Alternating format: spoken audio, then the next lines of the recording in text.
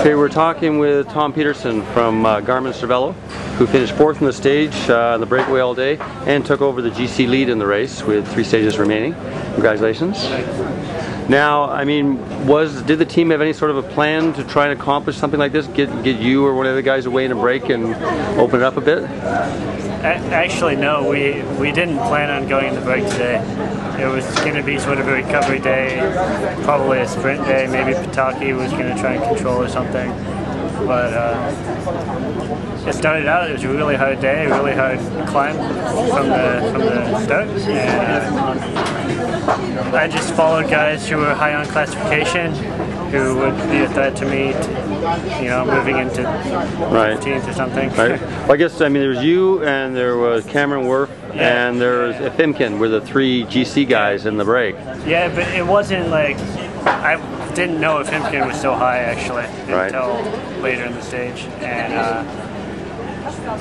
the guys I was really following were Francis Dejoux and Astana. Because those were the guys that I remembered from yesterday being up there, and they were doing quite a bit of attacking, and I was like, yeah, well, I guess I'm going to have to go in the breakaway. Right. And I actually felt pretty good, so I just went up to it, and once we had a big gap, noticed Cameron was up there too, and we were just really working together. So was it you and Cam who were doing most of the work? Whenever we needed to really motivate the guys, we'd do a lot of work. Okay. But for the most part, everyone rolled through pretty good. Okay. So, I mean, it got up over 10 minutes, and then last 40K started to drop, got down to like 6.5, and then it looks like the guys behind gave up. You know, were you getting any feedback from the team about what was happening, or? No, I could just, I mean, I assume that NetApp was trying pretty hard, and whatever, Greipel, and that couple of teams that weren't there, maybe Kofis.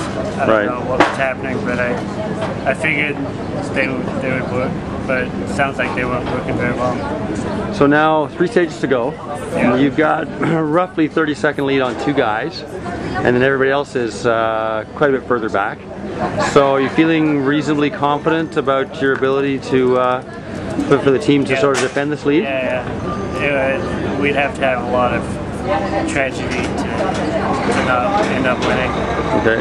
But you never know. Yeah. Now, I mean, for you, I mean, you've had obviously had some good results in your career. How does this fit in terms of overall for your career, winning as, you know, taking over the leader's jersey in something like Tour of Turkey? Yeah, it's the first time I've been the leader, so it's definitely, I guess, a turning point, but I wouldn't say it's a turning point.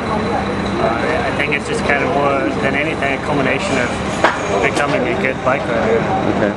So now I can call myself a good bike rider. Good. Well, congratulations again, and good luck tomorrow. Yeah, thanks.